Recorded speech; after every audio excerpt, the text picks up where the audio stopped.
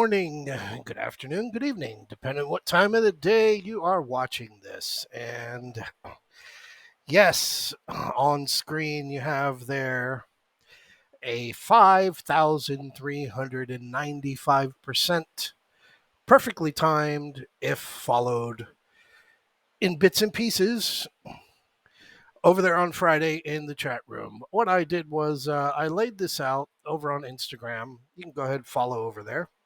Selfless plug. The chat transcript, and you're in the spread room, you're in the regular options trading room.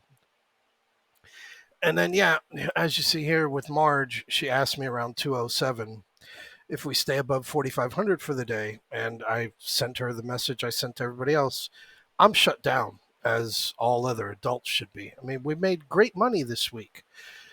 And, Fridays are a day that you got to go out, touch the grass, go breathe fresh air. We sit in front of these screens for hours and hours. I sit here for 60 hours a week. So when Friday comes around, man, I'm done.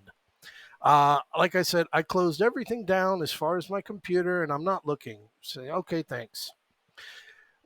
I never even looked. I immediately replied just off the top of my head because I know where we're going and said 44.79 is where we're going. And where did we close? Closed at 44.7803. So, yeah, Yoda, not Yoda, it's a lot of fun trading here. I only know 3 people that were in this trade. And at 12:47 was when I had posted, we're here, which was over there at 12:45. I posted it over there in the alert room or the spread room. I only know 3 people that were in this trade. I don't know if all 3 of them wrote it for the entirety, but this is the power. Boom. The power and the magnitude of the capital appreciation that you can get by playing the 0 DTE SPX calls and puts versus trading only spreads where you're limited to what you're going to be able to get. So, fantastic example as volatility is starting to creep back up this week or on Friday. Yeah, what was it? $3.50 credit on that entry there, right as we came up to that 5-day moving average, the upper edge, right where we were at 45.40, 12:45 in the afternoon, where I posted, we're here. Somebody had asked me about it. That was the reason why I was being active on it. We almost got plus 1%, and then we ate it. And like I was saying, I don't really trust the edges for Friday, but that's where we're at. So I'm not going to spend too much time on the recap. But I am going to spend time on the recap because you got to know where you came from to know where you're going. And last week, so far on this decline, 46.0707, July 27th, down here to 44.7455 on Friday. It was a 110-point range last week. Closed down after 3 green weeks. Remember, this is a video game. You always got to remember you're playing a video game. There is nothing real. It's all a video game. 4 red closes in a row. Tuesday, Wednesday, Thursday, Friday. Friday, got our range. That's the range that I've been looking for. I've been looking for one of these kind of days, and we finally got one. And again, I mentioned it the other day that I don't know yet. I'm not sure. But having that we are below plus 10% year over year, I kind of think that has a little bit, just a tiny little bit, to do with the timing of how we are getting this long overdue retracement. So anyway, 4 red closes in a row, closed red on Friday, closed lower on Friday. And as you know, markets don't bottom on Fridays. So as we go into Monday, we are going to be looking for a lower low. SPX spreads.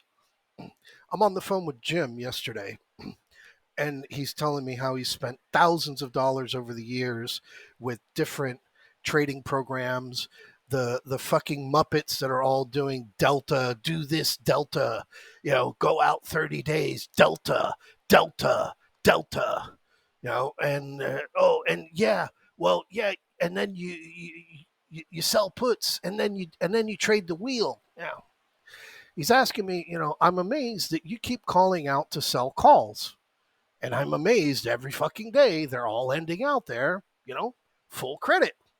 Well, you know, how many push-ups can you do? Well, I'm going to bet you can't do that many plus 10.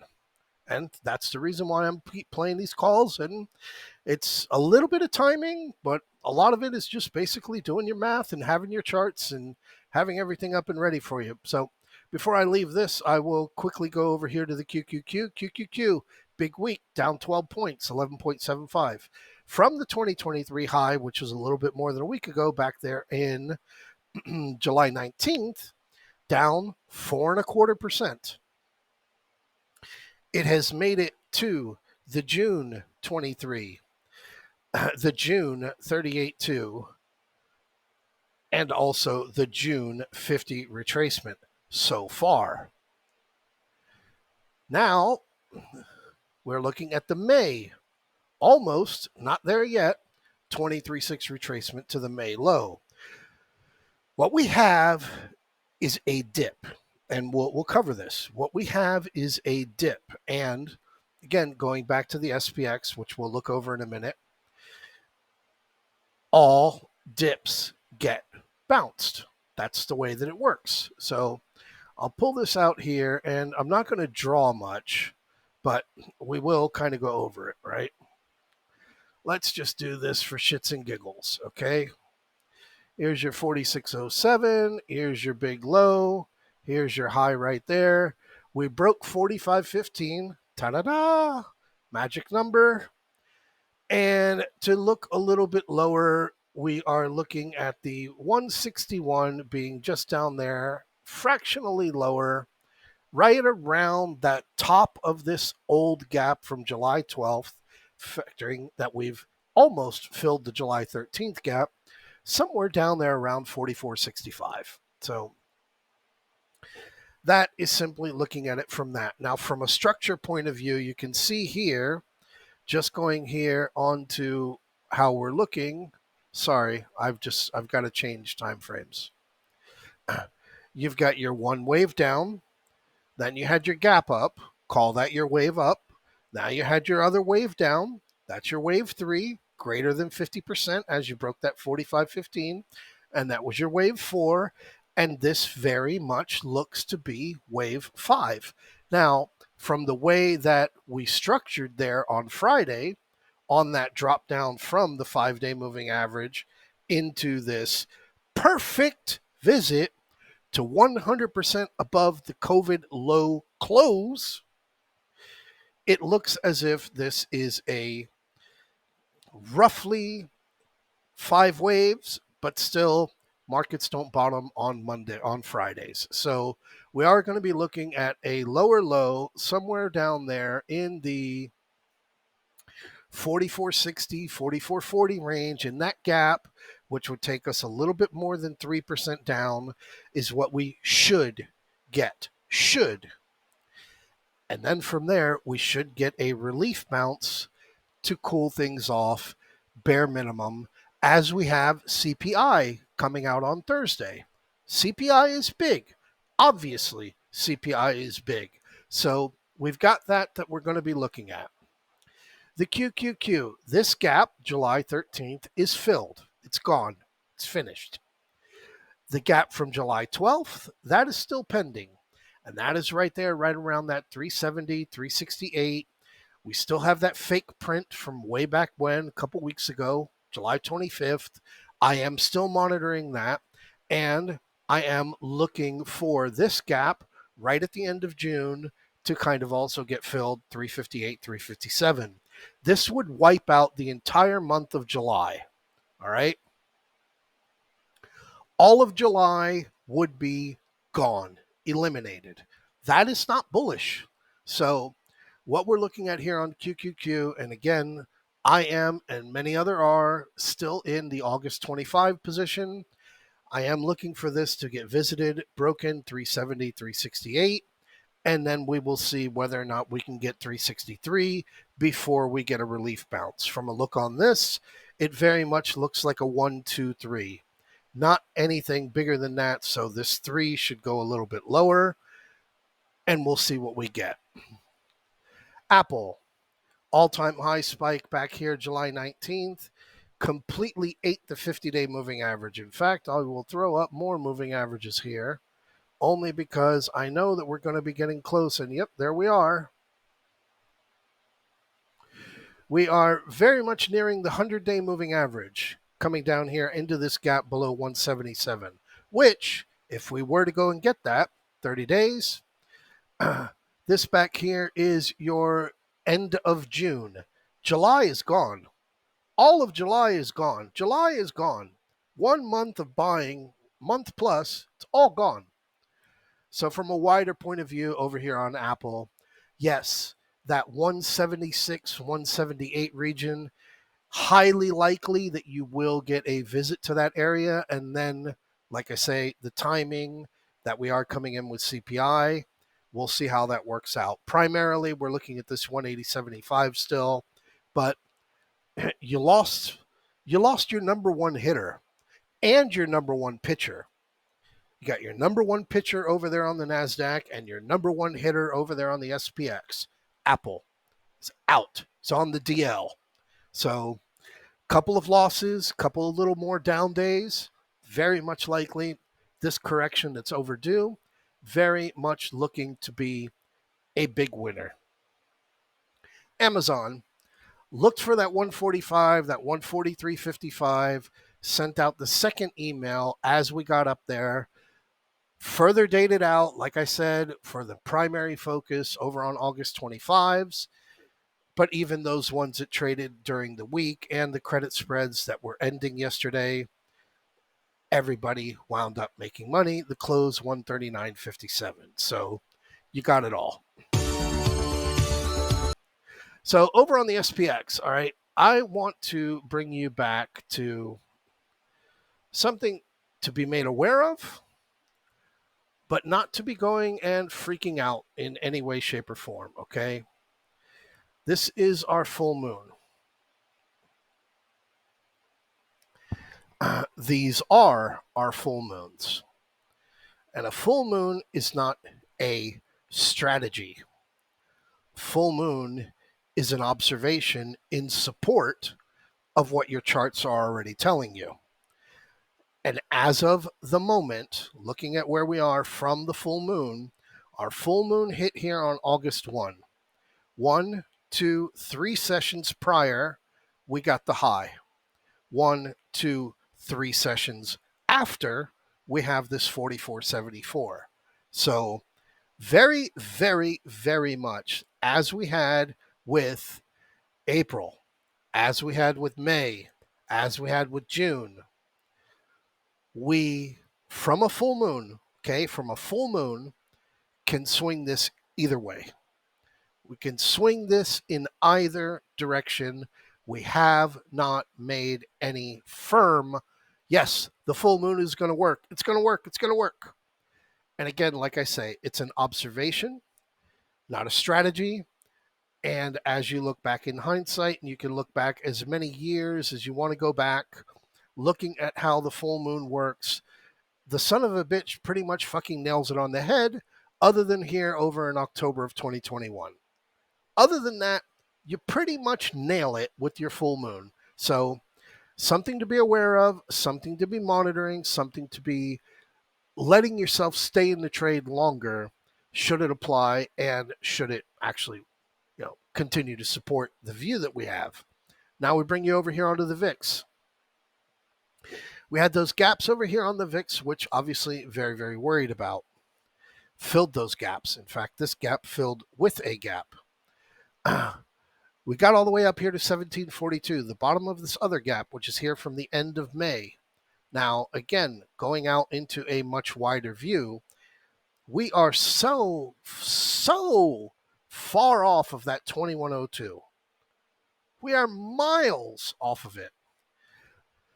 So for now, it is still even though with this gorgeous inverted head and shoulder pattern, looking to get that breakout above 2102, we have a little bit of caution to be very well aware of, and at the same time to appreciate where we have come from to know where we are going.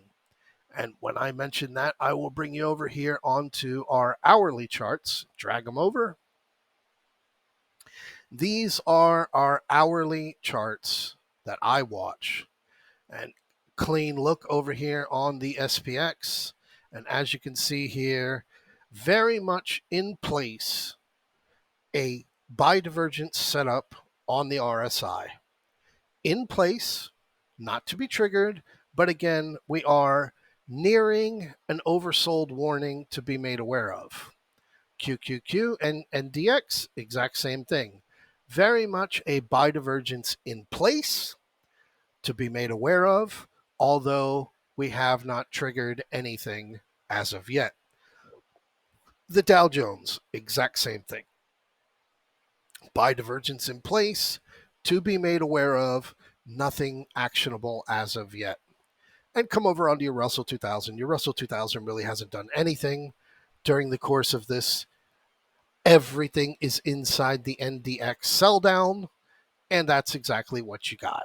Apple, the big player, obviously making an impact. Now, I'll bring you over here as a supporting actor looking at our futures. And as you had your major sell down over here on the Dow, below the 20-day moving average, as you had your major sell down here on the NASDAQ, which is miles away from the 20, the 10, and the 5-day moving averages. If I could go ahead here and bear with me, because some of you don't know how to do this, so you might as well just go ahead and spend 30 seconds. What we're adding here is the 50-day moving average. I have mine in red on all my charts. I like it flat. And we will apply it and click OK. And yeah, there you go. The 50-day moving average over here on the NQ, the NDX, the QQQ is about 200 points lower than where we load bottomed on Friday. So again, a fractionally little bit lower low, very, very plausible. Not applicable yet on the ES, as the 50-day moving average is a little bit lower than what we've got. But I want to show you here how we are looking over here on the futures. Nobody, I repeat, nobody ended the day oversold on the futures on the 1 hours. So again, that is what we are looking for. And I will spend a minute here to go and drag over. Give me a second. Where are you? Where are you? There you are. And it's just easier to do this. Where are you? Come on, baby.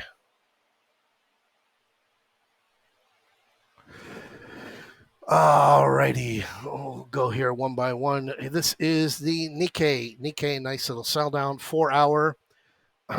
Not a buy divergence, but obviously being below everything, having a very nice sell down last week.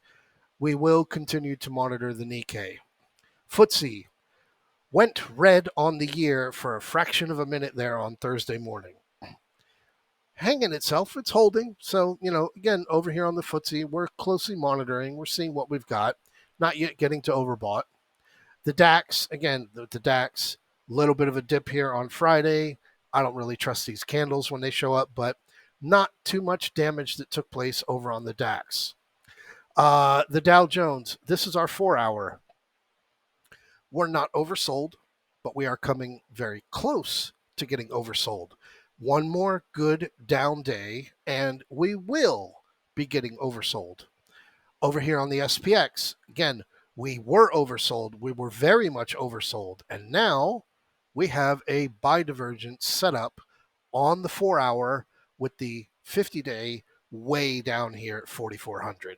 So nothing actionable as of yet, but we are going to be closely monitoring the fact that we are getting very close to oversold. We've had 4 red days in a row, and we are looking for a lower low since markets don't bottom on Fridays early in this week on Monday, Tuesday.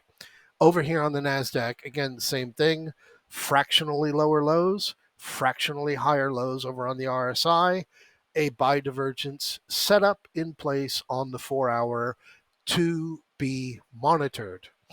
Don't really need to go over any more of these. Oh, you know what? I will. Inflation. So inflation.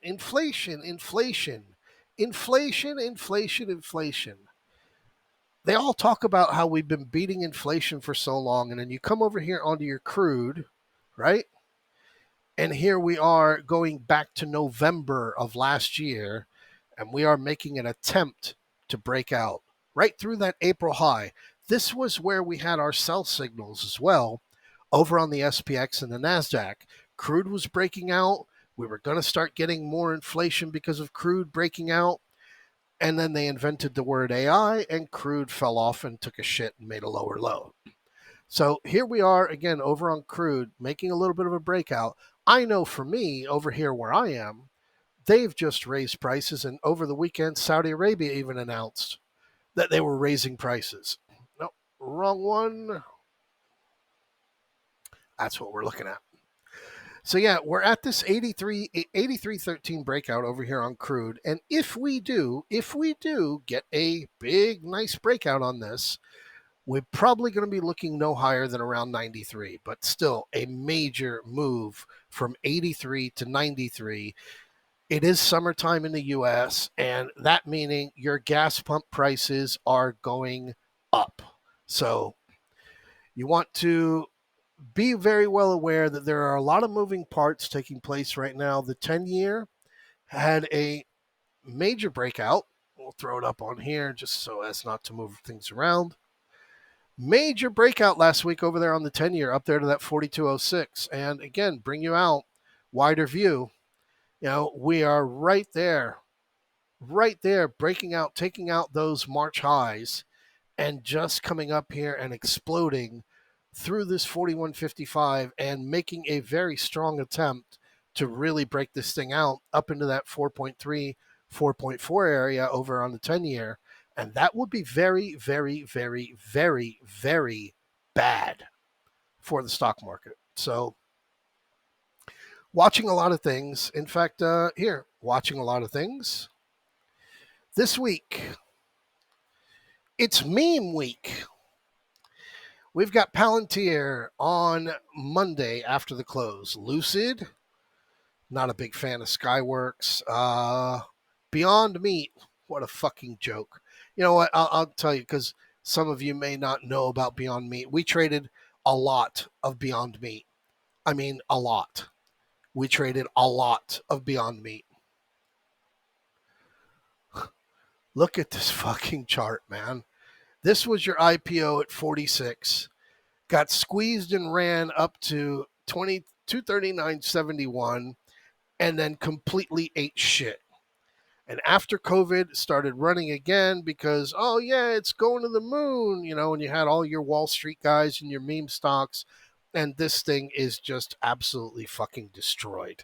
So, yeah, Beyond Meat is going to be reporting this week. Very obvious. We are not going to be involved in it. Rivian is trading. Not Ribbon, Rivian. Rivian is going to be trading this week. We'll zoom out wider. Yeah, you already hit your resistance up there at 29.25. What was the other one? Palantir. Damn. Tony has a lot of Palantir. Palantir right up there, right up to that major resistance area. Zoom it out a little bit wider because you're not getting it there. Right up there to that resistance area of around 21. And you've had an incredible run off that $5-6 level. Yeah, Palantir. You know, everybody wants to believe in stuff that's being talked about and being mentioned over there. I'm not a believer. The charts are the charts. Lucid, Rivian, AMC. No, absolutely not. Absolutely not. UPS. And you know what? That's something to talk about there because Maersk, the shipping global shippers, they're warning about, you know, a very big slowdown in global shipping. So it's almost you're like as if you're coming back to another COVID where your supply chain glut is getting backed up. You got Datadog as well here. Maersk is offering a lot of warnings saying that things are slowing down, and things are slowing down. All of what you've been hearing about things in the economy are obviously all bullshit, and the charts have been screaming for quite a number of months. We need to be going down. Roblox, Kate, you did really good with that. Roblox, we'll pull it up. Not like you've seen with AMD, like you've seen with Google, with Amazon. Absolutely not. No way in hell not trading any of these prior to their earnings. Let them report. After they report, we'll come around and we'll do whatever it is that there is to do if there's a trade to be taken. Walt Disney, holy shit. Walt Disney after the close on Wednesday.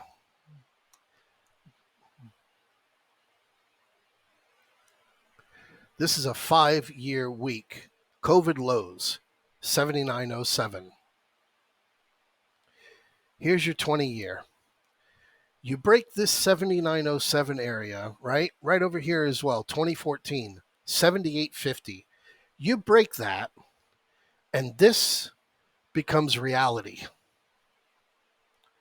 Disney is going to take an absolute piss all over that lower level. And even though you say, it looks like it's got value, I'll agree with you. It's got great value.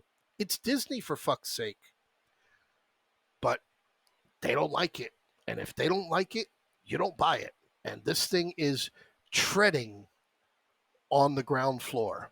Same thing you had over here with PayPal. PayPal, you're looking at, what is it, 5 times, 10 times the revenue that they had